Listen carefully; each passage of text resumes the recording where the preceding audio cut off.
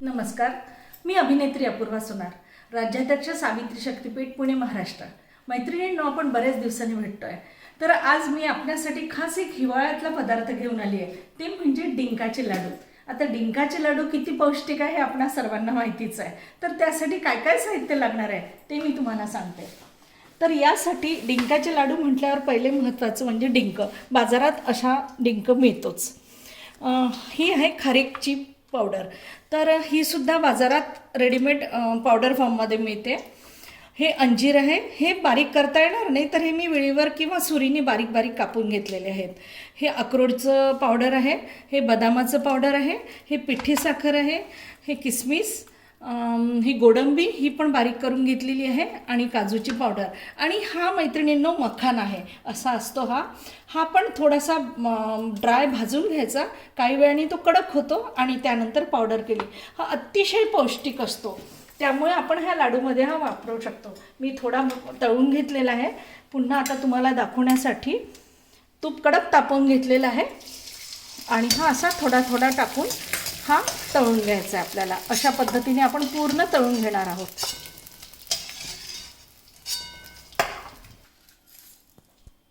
आपण डिंक तळून घेतलेला आहे।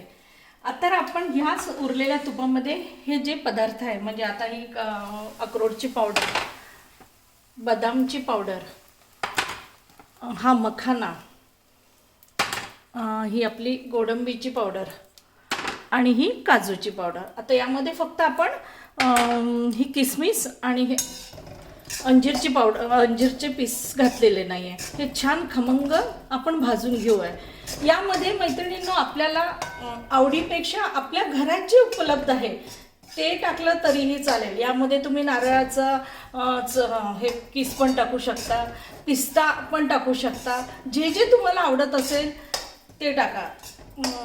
ड्रायफ्रूट्स कुठलेही चालतातच। माझ्याकडे किसमिस पावडर नसल्यामुळे मी काही वापरलं नाही, आणि मी नारळाचं किस टाकत नाही, कारण त्यामुळे ना लवकर वास लागतो, त्यामुळे न टाकलेला मला जास्त आवडतो। तुम्हाला आवडत असेल तुम्ही टाकू शकता। तर हा असा आपण खमंग भाजून घ्यायचा आहे।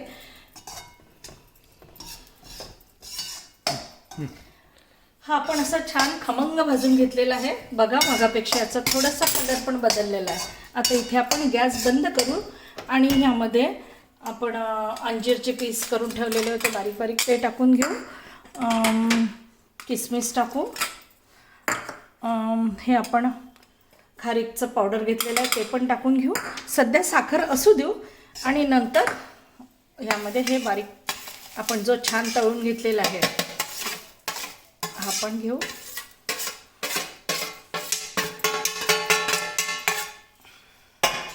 आता हे छान अगदी आपण एकत्र कालवून घेऊ। आता ह्यामध्ये आपण असे सुद्धा लाडू बांधू शकतो, ह्यामध्ये पिठी साखर घालून, पण काय होतं, यामध्ये जरा जास्त तूप घालावं लागतं जर अशा फॉर्ममध्ये आपण लाडू बांधले तर। पण आता जर हे मिक्सरमध्ये आपण जर काढून घेतलं तर डिंकही बारीक होतो, आणि डिंक थोडंसं त्याला आवळण्यासाठी आपल्याला मदत पण होते, म्हणून आपण हे मिक्सरमधून एकदा काढून घेऊ। म्हणजे कमी तूप तूप जास्त न लागता कमी तुपामध्ये छान लाडू व्हायला जातात। तर आता मी हे पूर्ण एकत्र करून घेतले, आणि आपण हे पूर्ण मिक्सरमधून काढून घेऊ। हे आपण असे, हे बघा छान अगदी बारीक झालेलं आहे। आता लाडू, आता याच्यामध्ये आपण साखर घातलेली नाही, असा सुद्धा लाडू व्हायला जातो, आणि हे गोड पण लागतात, कारण ह्यामध्ये आपण खारीकचं पावडर घातलेलं आहे, आणि साखर सुद्धा घालून मी पूर्ण केलेले नाही आहेत, आपण थोडे करून घेऊ आधी। यामध्ये साखर खूप टाकण्याची गरज नाही आहे।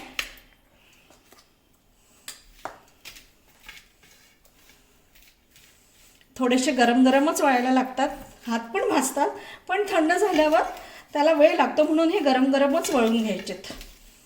साखर आपल्या आवडीनुसार, किंवा साखर नाही टाकली तर डायबिटीजवाल्यांना सुद्धा खाता येतात, त्यामुळे न टाकलेली जास्त बेटर राहील। हे बघा, काहीच त्रास होत नाही, छान लाडू व्हायला जातात आहे,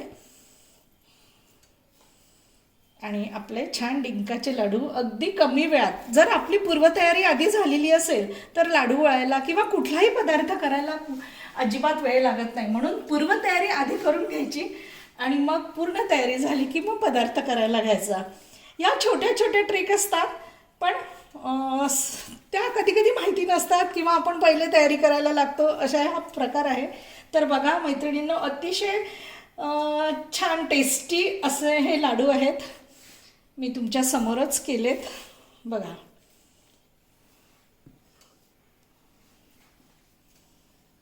बघा, खूप वेळ लागत नाही आहे. मदतीला तर कोणी असेल तर फटाफट होतात. चला, हे मी उरलेले नंतर बांधेल.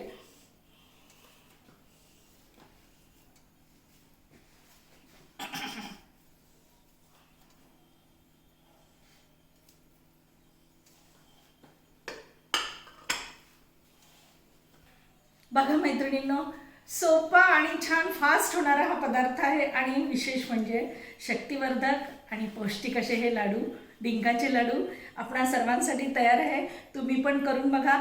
पण मैत्रिणींनो, आपण लाईक करत चला, शेअर करत चला, आणि ज्यांनी सबस्क्राईब केलं नसेल त्यांनी सबस्क्राईब पण करत चला. तर आपल्यासाठी हे मी दाखवले ते डिंकाचे लाडू.